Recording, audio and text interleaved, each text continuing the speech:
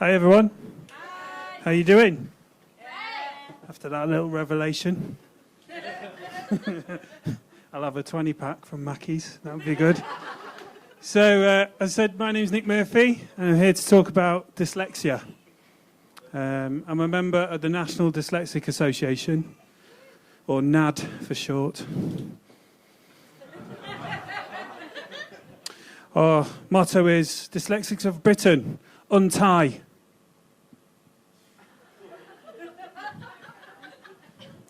How do you spot a dyslexic? Well, it's quite hard for kids in school. Memory's a bit of a problem. Spelling's a bit of a problem. Memory is a bit of a problem. Personally, my time at school was horrible. My English teacher was particularly mean to me. Yeah, I took the mickey out of my grammar, which wasn't fair because he never knew before she died.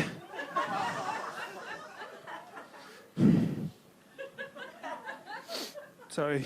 Dating, not much better. So, anyone done online dating? Yeah, it's awful, isn't it? For a dyslexic, I can't tell the difference between left and right. And the messages take an hour to proofread. And then when you get face to face with a girl, she goes, "You're a fucking liar." So I'm not a liar. She said, "You are a liar. Your profile says you're 6'4" and 4 inches. I went, "Yeah, that's 2 measurements." Yeah, I met my wife online, and she's got dyscalculia, so we're all right. She can't park for shit. It's not all bad though. It allows you to kind of think outside the box. So I got my first job, kind of got sacked from that. I was a sign writer. Apparently shoplifters can't be prostituted. But I suppose by far the hardest thing was getting letters from the NHS. So I got a letter for the dentist. Any dentists in? No, I didn't think so. I turned up at the appointment and I said, "Hi, Mr. Murphy, here to see Mr. Smith." So they went, "This way, Mr. Murphy. Just make yourself comfortable." She had a cold. So I made myself comfortable. I pulled my trousers and my boxers down. And I was ready. Imagine my horror when Mr. Smith came in and said, "No, Mr. Murphy, it's an annual checkup." Fuck's sake, not again. So seriously, like, my wife has been really supportive through the dyslexia. She helped me through the court case with the dentists. And we recently got married, which, I can't believe it myself, personally. Proper punching. We went on our honeymoon quite recently to South Africa. Anyone been? Yeah, it's lovely, isn't it? Yeah?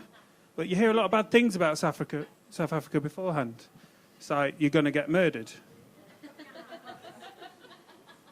Well, South Africa has got lots of things that can kill you. So you've got, like, killer bees. If you get a certain tree and burn it, it'll give you, it'll give you the shits and you'll die. Got hippos, they're the quickest thing on land and in water. And then the most cunning animal of all was my wife. She said 2 days before we flew, "Nick, I want a will." I was like, why do you want a will? I said, "Well, what if you die on holiday?" I was like, "Oh, okay, yeah, no problem. You're entitled to 50% of fuck all." And there were a few things I got suspicious with, like she hid the sun cream from me.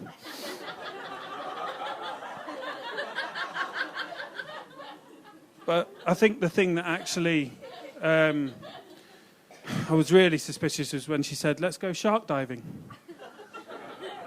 I said, "Go shark diving?" I look like a huge fucking pork chop in a cage.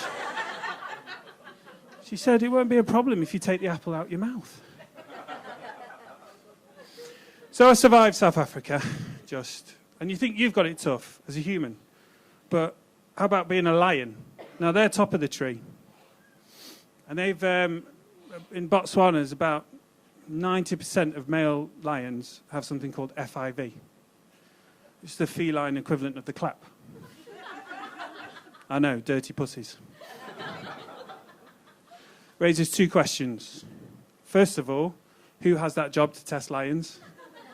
Who goes to veterinary school going, you know what? I'm going to sit around sniffing lion's piss and see if it smells of sugar puffs. And secondly, how are they going to fit that in the new Lion King film? Something like that, yeah. Simba, Mufasa, son, this is the Pride Lands. This will all be yours until I die. There's the Badlands. That's the Wirral. So, Simba, let's talk about your sexual practices. Do you watch nugget porn? Do you wrap it up before you whack it up? Hakuna Matata. Well, I'll leave you on this one. So, being in UK, you figure out how lucky you really are. So things like Wi-Fi when you're in South Africa. This sounds ridiculous. I mean, I lost Wi-Fi when I was coming here. I almost got lost, by a few of you. You would have been all right with that. But I got lost on the way here. But the thing is, you realise how lucky you are is being able in this country to go for a piss by the side of the motorway without a leopard mauling you to death. Certainly put a new spin on dogging. You've been wonderful. I've been Nick Murphy. Thank you. Good night.